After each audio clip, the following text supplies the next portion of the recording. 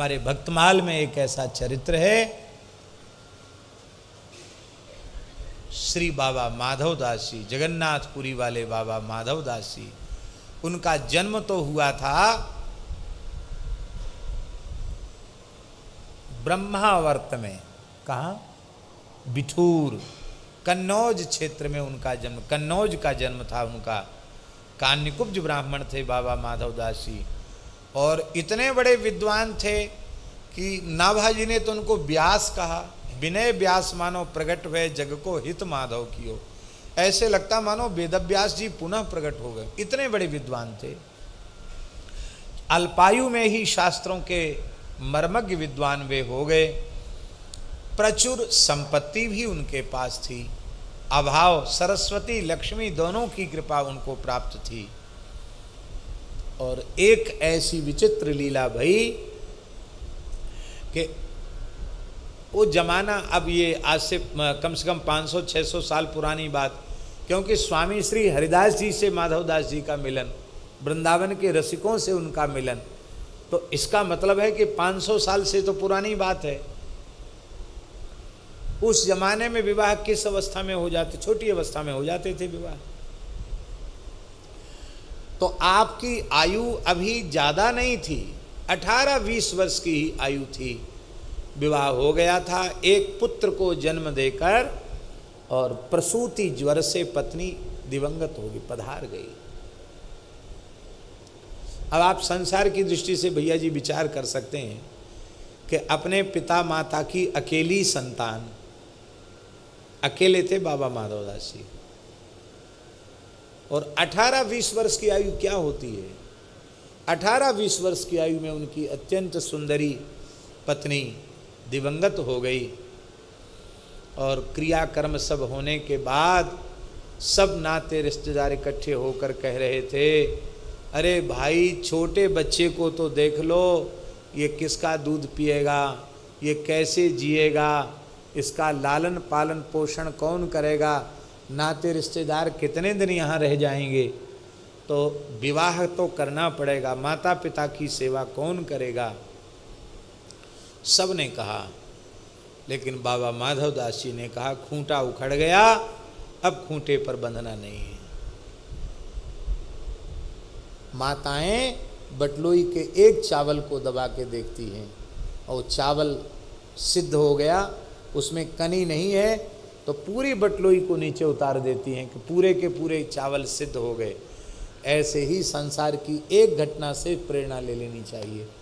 बाबा माधवदास जी बोले, हमने तो प्रेरणा ले ली, हम विवाह नहीं करेंगे। सब पीछे पड़ गए, बोले नहीं ब्याह तो करना पड़ेगा, अभी उम्र ही कितनी है तुम्हारी, 18-20 साल की उम्र है, ब्याह कर लो, अच्छा रहेगा। उन्होंने कहा चलो ज़्यादा पीछे पड़ रहे हो तो एक शर्त है विवाह की। क्या? आप सब मिलजुल कर गारंटी लो कि विवाह के बाद हम मरेंगे नहीं, अथवा जिससे विवाह हुआ वो भी मरेगी नहीं, ये गारंटी ले लो तो हम कर लें। ये गारंटी संसार में कौन ले सकता है? ले सकता कोई? सब चुप हो गए। रही पिता माता की सेवा और बालक का, हम करेंगे जैसा, लेकिन हम विवाह नहीं करेंगे। अभी बालक बहुत छोटा ही था, 4-6 महीने का भी नहीं था, और आप बगीचे में बैठ कर के भगवत चिंतन कर रहे थे। भैया जी उसी समय एक घटना घटी। एक हवा के झोंके से एक पक्षी का अंडा घोंसले से नीचे गिरा। तो कहाँ गिरा? जहाँ बगीचे के पत्ते इकट्ठे करके ढेर लगाया गया था, उस पे गिरा। नीचे गिरता तो अंडा नष्ट हो जाता, पर ऐसी जगह पे गिरा कि वो अंडा नष्ट नहीं हुआ, वो फूट गया। उसका जो चूजा था पक्षी, वो बाहर निकल आया, आँख उसकी बंद थी, नवजात पक्षी की आँख बंद थी, वो भूख लगी थी, चोंच ऐसे ऐसे घुमा रहा था। उसी समय एक कोमल कीड़ा, मकड़ी ने उस कोमल कीड़े को पकड़ा था, और मकड़ी के ग्रास से छूट कर वह कीड़ा सीधे आया, उस अंडे के द्रव से चिपक गया, वहीं उस पक्षी ने अपनी चोंच लगा ली और उसको खा लिया, उसकी भूख बंद हो गई।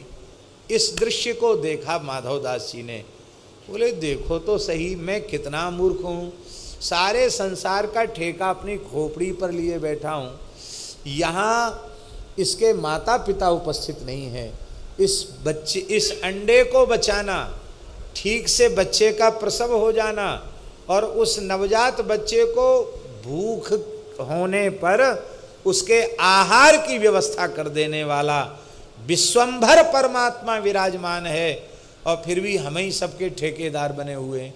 बस वहीं से उठे और सीधे जगन्नाथपुरी की ओर चले गए। काउते नहीं पूछी कि 4-6 महीने के बच्चे का क्या होगा, इनका क्या होगा, उनका क्या होगा, हम ही मर गए तो किसका क्या होगा। चले गए, पैदल कन्नौज से चल के जगन्नाथपुरी पहुँचे, और इतनी दीनता उनके मन में कि हाय हाय, ब्राह्मण कुल में जन्म लेकर 20 वर्ष की आयु केवल पोथी पत्रा पढ़ने में और संसार के विषय के सेवन में हमने व्यतीत कर दी। हाय हाय, अपने जीवन के 20 वर्ष हमने नष्ट कर दिए। विषय की कालिख मुंह पर ऐसी लगी हुई है कि जगन्नाथ भगवान के सामने उपस्थित होने योग्य में नहीं हूँ। नील चक्र का दर्शन हो गया, ध्वजा का दर्शन हो गया, बस इतना ही बहुत है। और समुद्र के किनारे एक छोटी सी झोपड़ी जिसमें एक व्यक्ति मुश्किल से रह सकता हो, उस झोपड़ी के द्वार की तरफ पीठ करके अपने मुख पर वस्त्र करके भूखे प्यासे आए थे, और वहीं बैठ करके भगवान के नाम का जप करने लगे। आज रात्रि को 3 दिन तक जप ही करते रहे। श्री जगन्नाथ जी व्याकुल हो गए, और जगन्नाथ जी की व्याकुलता देखकर लक्ष्मी जी ने पूछा, जय जय आज इतने व्याकुल कैसे हैं? बोले एक ब्राह्मण भूखा बैसा बैठा है 3 दिन से, पुरी में कोई भूखा नहीं मरता, बेचारा भूखा है, और इसलिए आज हमने भी प्रेम से कुछ आहार नहीं लिया है। हाँ, भोग लगा लिया बिना मन के।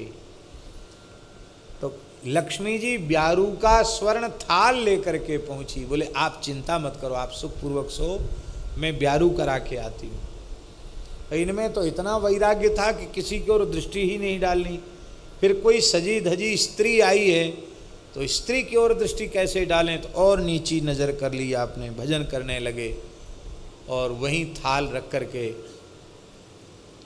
लक्ष्मी जी तो अंतर्धान हो गई। और ये जगन्नाथ भगवान का प्रसाद है, हरी हरी तुलसी पधराई भई है आपने, और कह के गई कि जगन्नाथ भगवान का अधरामृत है, लो बाबा भूखे मत रहो, खा लो, कह के लक्ष्मी जी अंतर्धान हो गई। आपने ग्रहण किया। सवेरे हल्ला मच गया, जगन्नाथ जी के मंदिर से स्वर्ण थाल कहाँ चला गया। ये सब नाटक जगन्नाथ जी के ही थे। राजा को स्वप्न दिया कि हमारे परम भक्त बाबा माधवदास जी भजन कर रहे हैं। लक्ष्मी जी थाल लेकर बाबा के यहाँ, और बाबा ने खा पी के थाल बाहर रख दिया। उनकी दृष्टि में सोने में और मिट्टी में कोई भेद नहीं, बाहर रख दिया, जो पहुँचा है वो इसे ले जाए। पहुँच गया थाल। ये श्री सीताराम प्रतिदिन सत्संग एवं दर्शन के लिए श्री महाराज जी के ऑफिशियल चैनल को जरूर सब्सक्राइब करें।